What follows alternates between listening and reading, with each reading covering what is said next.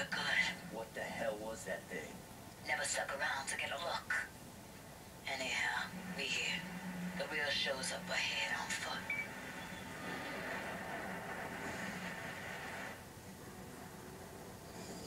Nix was dead quiet as she led the way. Right out onto... I couldn't believe it. A little slice of Empire City. Through a pained voice, Nix described what had happened here.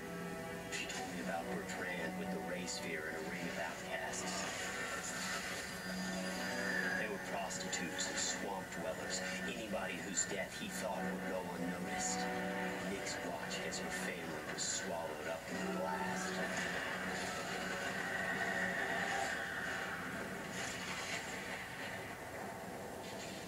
Afterwards, only the two of them remained. Clearly, Nix had been a conduit, her body capable of absorbing the ray sphere energy, unleashing her powers. Same thing's gotta be true for that supposed human purist Bertrand. Heading back to town, I couldn't stop thinking about it. If Nix at the edge of the blast was made into such a powerhouse, what about Bertrand? The guy at the dead center. I had to show that to somebody. Just to prove it was real. Figured the demon would understand. We're gonna get Bertrand, Nix. I know. It's just that, look, I gotta go punch something. Been driving that damn boat too long, you know?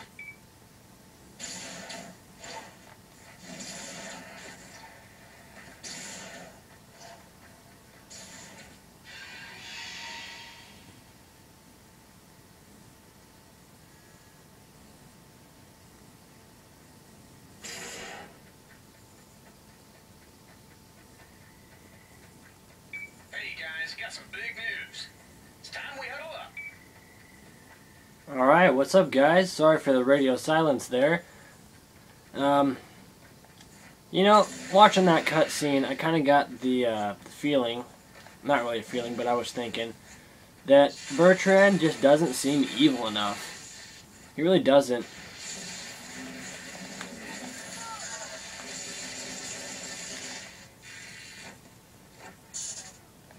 Then again, he is the typical Christian, running around trying to become the sword of God, the word of God, the messenger of God, and then what happens? He turns into a complete freak and goes around trying to kill everyone to make himself look sympathetic. Doesn't that figure? No offense to any Christians out there, by the way. Anyway, I was thinking of some possible alternative missions in Infamous 2. A good one that came up, I actually got this idea while I was playing Infamous 2. The mission where you turn the power on in the gasworks.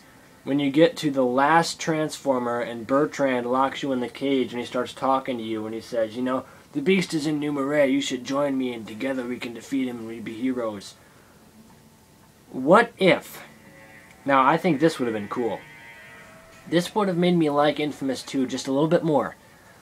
Let's say that on Good Karma, everything goes as normal. You say, I get the feeling you'd stab me in the back. You ignore his offer. Zeke comes and kills the militia and breaks you out. But, let's say on Evil Karma, you take his offer. You bite the hook.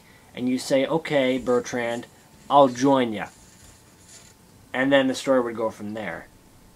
Just to add that little bit more of a twist to Evil Karma. I think that would have been a good idea. That would have been pretty awesome. I would have liked that. Then we would have seen a little bit more different ending and a different way to act out Infamous 2 through the evil story.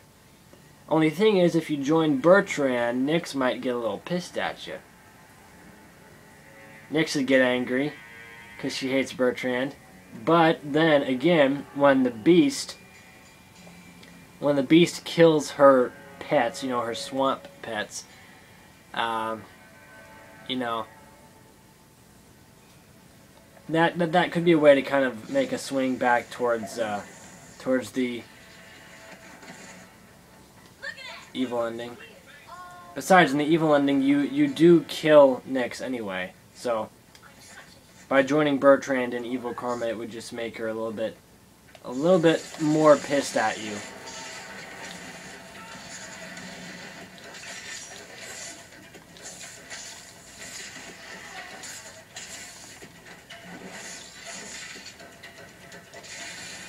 Anyway, Infamous 3. Have some ideas. Finally got some more ideas. One of the first ones I had, and I don't know if you guys want to use this for Infamous 3 or if you want to do some DLC, but we could make Zeke into kind of like, sort of like a high roller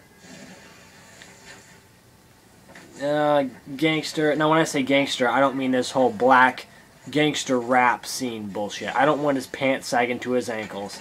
I mean 1960s gangster, 1950s and 40s, mafia guy, wears suits all the time, carries a gun, you know, that kind of thing. Just temporarily, not throughout the entire game, but just maybe through like a couple missions. I think that'd be pretty cool. We could also make him a secret agent. Hey, I mean, that'd be kind of cool, too. Make Zeke a secret agent. I think it'd be perfect. And in Infamous 2, he's a spy. He's spying on the militia. Make him a secret agent. Make him, like, this whole 007 thing. You know, we could pull off kind of like a James Bond spoof. I think that'd be pretty cool. It'd be weird. It'd be something you could throw in to twist up the game a little bit. I think it'd be cool. I mean, Zeke would obviously still have the same appearance, you know. He'd wear a suit more often. I think it would be neat. Which ties into my next theory. Location. I've decided that we cannot have one specific location for Infamous 2. Or Infamous 3. Sorry, excuse me. My bad. We need to at least incorporate a few locations into the game. Here's my idea. Instead of having alternate realities and having different dimensions, I think, and that was a bad move, I think we should have different cities to travel to. Sort of like in Tony Hawk's American Wasteland, Underground. Tony Hawk's Underground. You know how you could select like New York and Florida and all that? Except this would be better. Obviously, we're talking about Infamous. The locations would be big, which would mean we would need a next-gen console. Now, Sony has been leaking different pictures and information. I'm not sure if Sony has, but there's different blogs and other websites that have been leaking information from this project that Sony has called Orbis. And I have also heard information about a thing called PlayStation Orbis. And Orbis is like a word in a different language for orbit, obviously. And there's been pictures of like PlayStation Eye movement capabilities, smartphone interaction with your PS3, something like that. So people are thinking this new project, this new next-gen console, codenamed Orbis, is going to be the PS4. I'm not too sure about this. Actually, IGN, you know, the famous game review people, they've done a few videos on this Project Orbis, and they seem to know what they're talking about. I will link the videos in the description of this video, so you can go check out the IGN videos. Sorry, I can't get my words out straight today. But, oh shit.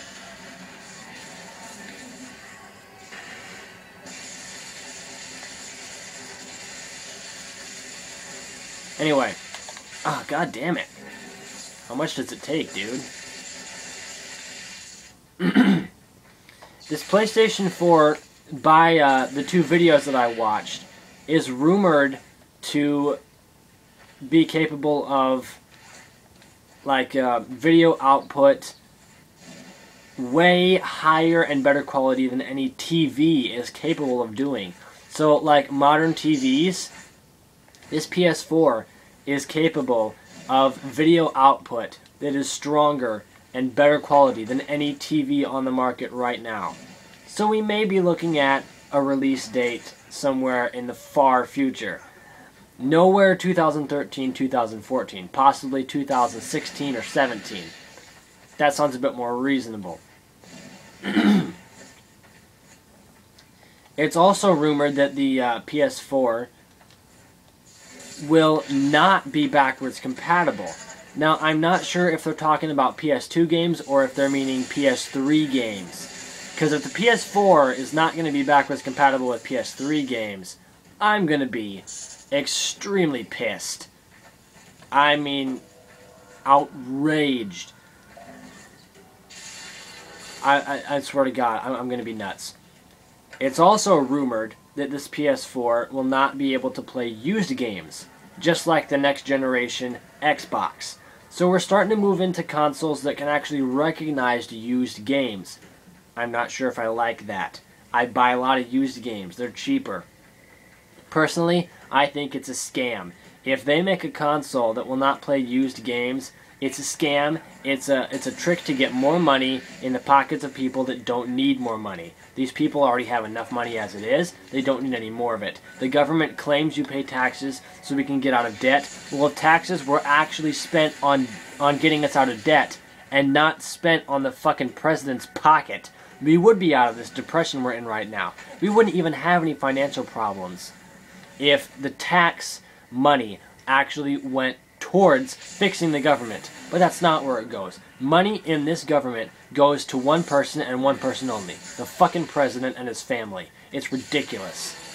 I hate government. I've always hated the governmental system. It's bullshit. And I know that if, you know, God forbid, the Illuminati or the FBI gets wind of people like me, oh, I'm in big shit. But I really don't care, because I hate the government. Government has never done shit for us. I hate politics. Government is... This government, the United States government right now, is so far away from what it was originally supposed to be, it's not even funny. Oh, anyway.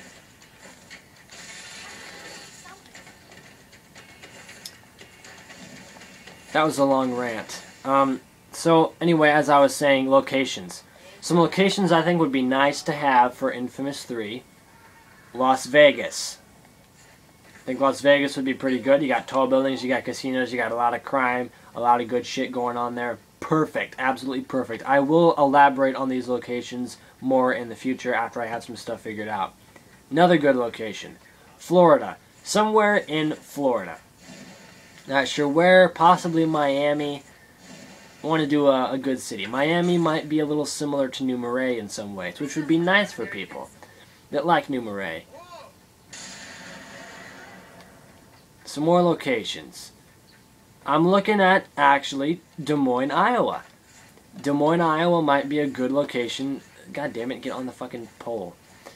Des Moines, Iowa might be a good location. For those of you who don't know, Des Moines, Iowa is the capital city of Iowa. It is a city. It's a pretty good big city, too. It's got some shitty parts of town, and it's got some really high-ranking skyscraper part of towns. That's probably not the figure of speech I was looking for. But it's a good city.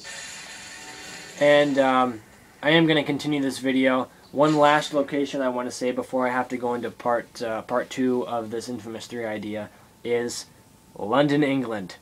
I'm not leaving you guys in the UK out of this. We're going to England, at least from my point of view. So I am going to come back with some more ideas for this, so don't leave yet, guys.